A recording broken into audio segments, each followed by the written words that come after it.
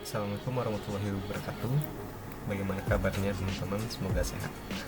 Kami dari kelompok 1 BES 4B yang beranggotakan Mada Sukran Stompul, Nursifa Fauzia Adillah, Alfa Fatima Zahra, Syafira Amelia Fianti, dan Vina Melinda. Dalam video ini kami akan menjelaskan gambaran umum serta peranan dari Kadin, Kemdak, Skopindo, dan BJP. Selamat menyaksikan videonya. Lembaga pertama yang akan kami bahas adalah Kadin, Kamar Dagang dan Industri Indonesia. Kadin Indonesia dibentuk pada tanggal 24 September 1968 dan ditetapkan dengan Undang-Undang Nomor 1 Tahun 1987 sebagai satu-satunya induk organisasi dunia usaha, baik bidang usaha negara, usaha korporasi, dan usaha swasta. Kadin Indonesia berperan sebagai wadah dan wahana pembinaan, komunikasi, informasi, representasi, konsultasi, fasilitasi dan advokasi pengusaha Indonesia, pemerintah, dan juga pengusaha asing. Jaringan bisnis Kadin mencakup hingga provinsi dan kabupaten atau kota seluruh Indonesia dengan menaungi asosiasi-asosiasi bisnis yang mencakup semua kantor sektor usaha. Jaringan kontak bisnis Kadin yang luas di seluruh wilayah menjadikan Kadin sebagai mitra yang sangat menarik dan strategis untuk kegiatan bisnis, perdagangan, dan investasi. Selanjutnya, peran atau tugas pokok Kadin. Berdasarkan Pasal 6, Pasal 7, dan Pasal 8 Undang-Undang Nomor 1 Tahun 1987, peran dan tugas pokok Kadin diantara lain: 1. Memfasilitasi penciptaan sinergi antara pengusaha Indonesia dalam pemenuhan kebutuhan sumber daya. 2. Melaksanakan komunikasi, konsultasi, dan advokasi dengan pemerintah dalam rangka mewakili kepentingan dunia usaha. 3. Mewakili dunia usaha dalam berbagai forum penentuan kebijaksanaan ekonomi dan investasi seperti B20, ASEAN Investment Forum. 4. Memfasilitasi pengembangan tanggung jawab sosial perusahaan. 5. Membudayakan etika bisnis dan tata kelola perusahaan yang baik atau good corporate governance di kalangan dunia usaha. 6. Membina dan memberdayakan organisasi perusahaan dan organisasi pengusaha dalam membangun dunia usaha yang optimal. 7. Memberikan akreditasi kepada organisasi perusahaan yang akan menerbitkan sertifikat, penengahan, arbitrase, legalisasi surat, dan rekomendasi surat-surat yang diperlukan bagi kelancaran usaha. 9.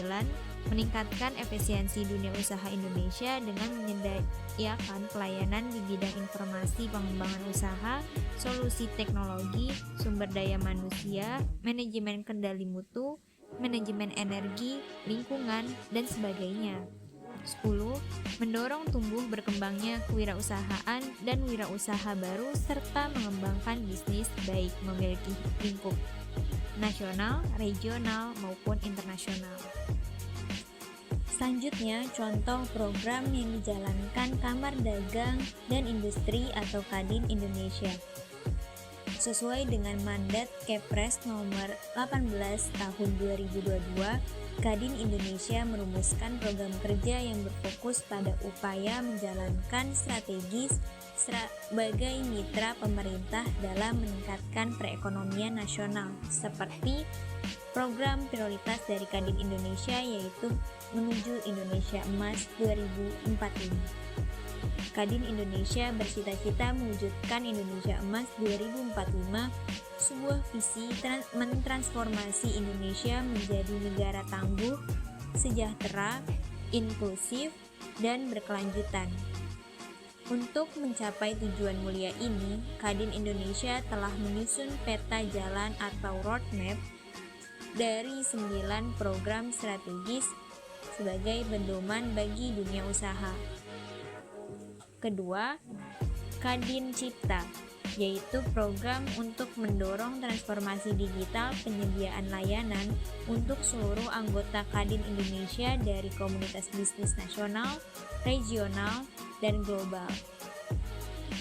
3. Ibu Kota Negara atau IKN. Sesuai visi Indonesia Emas 2045, IKN dibangun dengan identitas nasional untuk mempercepat transformasi ekonomi Indonesia menjadi negara maju dan lepas dari jebakan middle income trap. 4. Ekonomi digital, yaitu program yang membangun kemitraan inklusif multi-stakeholder untuk mempercepat transformasi digital yang berdaya saing global terutama bagi UMKM. 5.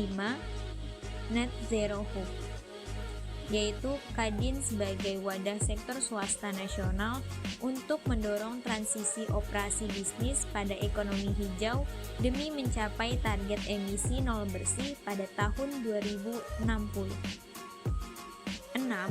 Cipta Kerja, yaitu program inisiatif kolaborasi dunia usaha dengan pemerintah dalam menyelesaikan masalah struktural perekonomian nasional dengan harmonisasi peraturan. Kadin Indonesia optimis bahwa program-program yang dijalankan ini dapat membawa dampak positif bagi perekonomian Indonesia, seperti meningkatkan produk domestik bruto atau PDB, menciptakan lapangan kerja, meningkatkan daya saing pengusaha Indonesia, dan membuka peluang baru. Yang kedua ada Kemendak atau Kementerian Perdagangan. Secara etimologis, perdagangan adalah segala bentuk kegiatan menjual dan membeli barang ataupun jasa di suatu tempat, yang di sana sering terjadi keseimbangan antara kurva permintaan dengan kurva penawaran pada satu titik. Titik tersebut bisa dikenal dengan nama lain titik equilibrium. Sedangkan internasional berarti dunia yang luas dan global, bukan parsial ataupun satu kawasan tertentu. Maka perdagangan internasional dapat diartikan sebagai sejumlah transaksi perdagangan jual beli di antara pembeli dan penjual satu negara dengan negara lain yang berbentuk ekspor dan impor. Perdagangan internasional merupakan elemen penting dari proses globalisasi. Membuka perdagangan dengan berbagai negara di dunia akan memberikan keuntungan dan membawa pertumbuhan ekonomi dalam negeri baik secara langsung maupun tidak. Jadi, Kemendak atau Kementerian Perdagangan Republik Indonesia ini bertanggung jawab atas urusan perdagangan yang terjadi di Indonesia. Kementerian Perdagangan mempunyai beberapa peran. Yang pertama, mengawasi perdagangan berjangka komoditi. Yang kedua, membangun hubungan dengan perwakilan berbagai negara untuk meningkatkan perdagangan internasional. Yang ketiga, melaksanakan perumusan dan pelaksanaan kebijakan di bidang pengelolaan. Yang keempat, melakukan kajian dan analisis untuk membantu dalam pengambilan keputusan untuk bidang perdagangan. Yang kelima, melindungi konsumen dan menjaga ketertiban dalam perdagangan. Peran ini termasuk peningkatan standarisasi, pemberdayaan konsumen, serta pengawasan barang ataupun jasa yang beredar. Yang keenam, menyelenggarakan perumusan serta pelaksanaan kebijakan di bidang perdagangan luar negeri. Ini termasuk peningkatan dari fasilitasi ekspor. Kementerian Perdagangan mempunyai berbagai contoh. Yang pertama, efisiensi rantai pasok pangan. Program ini bertujuan untuk mendukung pemerataan pembangunan berkelanjutan dan memastikan adanya produksi, ketercukupan pasokan, dan kelancaran distribusi. Yang kedua, ada penguatan daya saing ekspor. Program ini bertujuan untuk meningkatkan daya saing ekspor dalam mendukung pembangunan ekonomi berkelanjutan. Yang ketiga, ada stabilitas harga dan ketersediaan bahan pokok. Program ini bertujuan untuk menjaga stabilitas harga dan ketersediaan bahan pokok yang penting untuk memastikan keberlangsungan hidup masyarakat. Yang keempat ada digitalisasi perdagangan. Program ini bertujuan untuk memanfaatkan teknologi digital dalam perdagangan, termasuk pemanfaatan teknologi informasi dan e-commerce. Yang kelima ada peningkatan ekspor non-komoditas. Program ini bertujuan untuk meningkatkan ekspor non-komoditas yang dapat membantu meningkatkan nilai tambah dan diversifikasi ekspor Indonesia. Yang keenam ada penanganan pengembangan isu baru perdagangan. Program ini bertujuan untuk menghadapi dan menangani perkembangan isu-isu baru dalam perdagangan, seperti perubahan regulasi dan tren global. Selanjutnya ada Lembaga Sukovindo, PT Superintending Company of Indonesia atau biasa disingkat menjadi Sukovindo. Sukovindo adalah perusahaan inspeksi yang pertama di Indonesia yang bergerak di bidang jasa inspeksi, pengujian, sertifikasi, pelatihan, dan konsultasi. dan saat ini memiliki lebih dari 2.500 tenaga kerja profesional. Di dalam negeri, layanan kami tersebar di cabang, titik layanan dan laboratorium yang tersebar di seluruh Indonesia. Sedangkan di pasar regional dan global, kami bermitra dengan beberapa institusi dan perusahaan global. Sukovindo berdiri pada tanggal 22 Oktober 1956 sebagai perusahaan patungan antara pemerintah Republik Indonesia dengan SGS Jenewa, Swiss. Sukovindo saat ini beroperasi di berbagai sektor seperti pertanian, kehutanan, pertambangan, konstruksi, industri pengolahan, kelautan, perikanan, pemerintah, transportasi, dan sistem informatika. Perusahaan ini juga menyediakan layanan seperti warehousing, forwarding, laboratorium analitik, engineering, fumigasi, dan industrial hygiene. Terdapat beberapa peran dalam lembaga Sukovindo.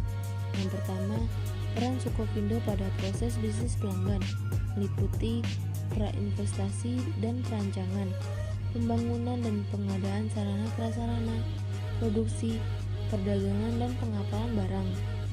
Yang kedua ada peran Sukovindo pada sektor pertanian. Kami menyediakan jasa-jasa terkait dengan upaya mitigasi risiko, pemenuhan persyaratan mutu, lingkungan dan ketiga, serta jasa-jasa lain terkait dengan industri pertanian, mulai dari tahap prainvestasi sampai dengan perdagangan domestik dan internasional. Lalu yang ketiga ada peran Sukovindo pada sektor manufaktur. Kegiatan manufaktur memproses bahan baku menjadi barang atau produk jadi dengan melibatkan penggunaan tenaga kerja, mesin, peralatan, dan bahan serta proses yang memberikan nilai tambah. Besarnya nilai tambah lazim berkorelasi dengan kelangkaan bahan baku, kerumitan proses, tingkat teknologi, dan risiko yang ada. Yang keempat ada peran Sukovindo pada sektor mineral dan batubara. Perdagangan mineral dan batubara semakin meningkat, baik perdagangan domestik maupun internasional. Berbagai pihak yang terkait antara lain produsen, pedagang, eksportir, importir, pengangkut, serta institusi yang lain membutuhkan dukungan dari pihak ketiga yang mandiri, yang mampu memberikan kepastian dan kesesuaian kuantitas dan kualitas barang yang ada. Yang kelima ada peran Sukovindo pada sektor minyak dan gas. Sebagai sumber energi utama, minyak dan gas juga merupakan bahan baku untuk produk kimia, obat-obatan, pelarut, pupuk, pestisida, dan plastik. Mengingat bahwa investasi pada sektor ini melibatkan modal besar, teknologi tinggi, dan mengandung risiko besar secara finansial dan keselamatan manusia dan harta benda, maka diperlukan mitigasi risiko melalui pemenuhan berbagai persyaratan mutu, keselamatan, lingkungan, serta ketentuan perundang yang ada. Lalu yang keenam ada peran Sukovindo pada sektor pemerintahan. Pemerintah wajib memberikan kesejahteraan dan perlindungan kepada setiap warga negaranya, di antaranya melalui pelayanan administrasi yang efisien, kesempatan kerja, perlindungan konsumen dan penyediaan lingkungan hidup yang layak, serta pemeliharaan dan perlindungan lingkungan hidup. Yang ketujuh ada peran Sukovindo di industri halal. Sukovindo berperan dalam memberikan jasa asuransi dan layanan terkait bisnis untuk industri halal, termasuk survei dan inspeksi terkait produk halal, dan LPH Sukovindo yang telah mengembangkan jasa-jasa sektor industri halal yaitu 1. Sertifikasi produk halal, 2. Sertifikasi sistem manajemen halal, dan yang ketiga, pelatihan industri halal. Dan yang terakhir ada Sukovindo Teknologi. Sukovindo Teknologi menyediakan layanan teknologi informasi dan komunikasi untuk mendukung efektivitas dan efisiensi proses bisnis, serta keamanan informasi pelanggannya. Ruang lingkup jasa yang ditawarkan ialah Cyber Security, IT Enterprise Solution, Aviation Solution, IoT Solution, IT Consultancy and Training. Terdapat contoh dalam lembaga Sukovindo.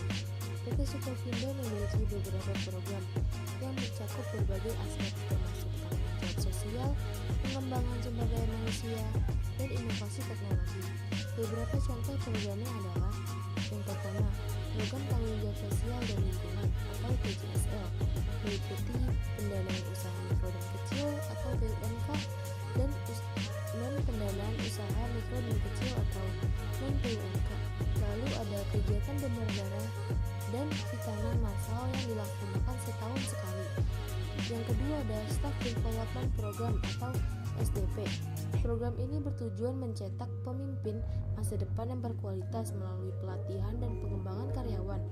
Program ini telah berjalan sejak Mei 2023 dan terbuka untuk seluruh anak muda Indonesia dari Sabang sampai Merauke dengan jenjang pendidikan yang beragam.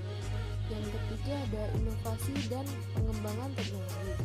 Sukovindo terus berinovasi dan mengembangkan diri dengan mengadopsi teknologi terbaru dalam proses operasionalnya, termasuk sistem manajemen informasi dan teknologi pengujian yang canggih. Yang keempat ada kegiatan usaha utama, pemeriksaan inspeksi, pengawasan supervisi, pengajian, pemantauan, pengujian, verifikasi yang berkenan dengan lapangan usaha seperti pertanian, perikanan, pertambangan, industri pengolahan, listrik, gas, air, serta konstruksi. Yang kelima ada pengujian dan sertifikasi produk. Sukovindo menawarkan jasa pengujian dan sertifikasi produk yang didukung oleh laboratorium yang telah terakreditasi. Program ini mencakup pengujian produk pangan, kosmetika, produk pertanian, mineral, migas, dan produk konsumen lainnya. Lembaga selanjutnya yaitu Direktorat Jenderal Bea dan Cukai atau disingkat juga dengan DCBC. Direktorat Jenderal Bea dan Cukai adalah unit kerja di bawah Kementerian Keuangan Republik Indonesia yang bertugas mengawasi dan melayani kegiatan ekspor dan impor, menjaga perbatasan, dan melindungi masyarakat dari penyeludupan dan perdagangan ilegal, memfasilitasi perdagangan dan industri, serta memungut bea masuk dan pajak dalam rangka impor. Pada masa penjajahan Belanda, bea dan cukai sering disebut dengan istilah douane. Seiring dengan era globalisasi, bea dan cukai sering menggunakan istilah custom. Selanjutnya yaitu fungsi utama DCBC atau Direktorat Jenderal Bea dan Cukai. Fungsi utama Direktorat Jenderal Bea dan Cukai diantaranya: yang pertama, meningkatkan pertumbuhan industri dalam negeri melalui fasilitas di bidang kepabeanan dan cukai yang tepat sasaran. Yang kedua, mewujudkan iklim usaha dan investasi yang kondusif dengan memperlancar logistik impor dan ekspor melalui penyederhanaan prosedur kepabeanan dan cukai serta penerapan sistem manajemen risiko yang handal. Yang ketiga, melindungi masyarakat, industri dalam negeri, dan kepentingan nasional melalui pengawasan dan pencegahan masuknya barang impor dan keluarnya barang ekspor yang berdampak negatif dan berbahaya yang dilarang atau dibatasi oleh regulasi. Yang keempat, melakukan pengawasan kegiatan impor, ekspor, dan kegiatan di bidang kepabeanan dan cukai lainnya secara efektif dan efisien melalui penerapan sistem manajemen risiko yang handal, intelijen, dan penyelidik yang kuat, serta penindasan yang tegas dan audit kepabeanan dan cukai yang tepat. Yang kelima, membatasi, mengawasi, dan mengendalikan produksi, pengedaran, dan konsumsi barang tertentu yang mempunyai sifat dan karakteristik dapat membahayakan kesehatan, lingkungan, ketertiban, dan keamanan masyarakat melalui instrumen cukai yang memperhatikan aspek keadilan dan keseimbangan. Dan yang terakhir, mengoptimalkan penerimaan negara dalam bentuk bea masuk, bea keluar, dan cukai guna menunjang pembangunan nasional. Peran Direktorat Jenderal Bea dan Cukai dalam kebijakan fiskal kepabeanan. Seperti diketahui bahwa perkembangan perdagangan internasional baik yang menyangkut kegiatan di bidang impor dan ekspor akhir-akhir ini mengalami kemajuan yang sangat pesat. Pemerintah dengan disahkannya Undang-Undang Nomor 10 Tahun 1995 tentang kepabeanan yang telah berlaku secara efektif pada tanggal 1 April 1997 yang telah direvisi dengan Undang-Undang Nomor 17 Tahun 2006 tentang perubahan Undang-Undang Kepabeanan jelas merupakan langkah antisipasif yang menyentuh dimensi strategis, substantif, dan esensial di bidang perdagangan. serta diharapkan mampu menghadapi tantangan-tantangan di era perdagangan bebas yang sudah diambang pintu. Dalam pelaksanaan tugasnya, Direktorat Jenderal Bea dan Cukai menyelenggarakan peran. Yang pertama, perumusan dan kebijakan di bidang pengawasan, penegakan hukum, pelayanan, dan fasilitasi serta optimalisasi penerimaan negara di bidang kepabeanan dan cukai. Yang kedua, pelaksanaan kebijakan di bidang pengawasan, penegakan hukum, pelayanan, dan fasilitas serta optimalisasi penerimaan negara di bidang kepabeanan dan cukai. Ketiga, penyusun norma, standar, prosedur, dan kriteria di bidang pengawasan serta penegakan hukum, pelayanan, dan fasilitasi serta optimalisasi penerimaan negara di bidang kepabeanan dan cukai. Keempat, memberikan pembimbingan teknis dan supervisi di bidang pengawasan, penegakan hukum, pelayanan, dan fasilitasi serta optimalisasi penerimaan negara di bidang kepabeanan dan cukai. Kelima, penerimaan pemantau, evaluasi, dan pelaporan di bidang pengawasan, penegakan hukum, pelayanan dan fasilitasi, serta optimalisasi penerimaan negara di bidang kepabeanan dan cukai. Keenam, pelaksanaan administratif Direktorat Jenderal Bea dan Cukai. Dan yang terakhir, pelaksanaan fungsi lain yang diberikan oleh Kementerian Keuangan. Selanjutnya yaitu contoh dalam Direktorat Jenderal Bea dan Cukai di Indonesia dalam perdagangan internasional. Dalam perdagangan internasional yang dilakukan oleh PT Great Giant Pineapple, PT Great Giant Pineapple atau PT GGP, sebuah perusahaan hortikultural percontohan di Indonesia yang bergerak di bidang agribisnis dan ekspor buah nanas dan hasil hortikultura lainnya, telah memanfaatkan fasilitas kepabeanan di kawasan terikat untuk mendukung kegiatan operasionalnya. Kepala Kantor Wilayah Bea Cukai Sumatera Bagian Barat, STP Hidayati, mengungkapkan dia juga menyampaikan beberapa kendala yang dialami perusahaan, antara lain regulasi yang kompleks, birokrasi berlebihan, dan hambatan dalam pelaksanaan kegiatan yang berkaitan dengan ekspor. PT GGP juga menjalin kerjasama dengan Bea Cukai dalam konteks kepabeanan sejak tahun 2005 saat mendapat fasilitasi kawasan berikat pertama kali. Sejauh ini kerjasama dengan Bea Cukai sudah sangat baik dan sudah sangat membantu. Kunjungan monitoring dan evaluasi yang dilakukan oleh Kanwil Bea Cukai Sumatera Bagian Barat ke kawasan berikat PT GGP menunjukkan komitmen pemerintah dalam mendorong pertumbuhan ekonomi yang berkelanjutan melalui praktik perdagangan internasional yang efisien. Dengan memastikan fasilitas kepabeanan digunakan secara efektif, Kanwil Bea Cukai Sumatera Bagian Barat berkontribusi pada kemakmuran bisnis individu dan ekonomi serta lebih luas. Pendekatan kolaboratif antara pemerintah dan sektor swasta ini adalah contoh nyata kekuatan fasilitas kepabeanan yang efektif dalam mendorong kemajuan ekonomi nasional.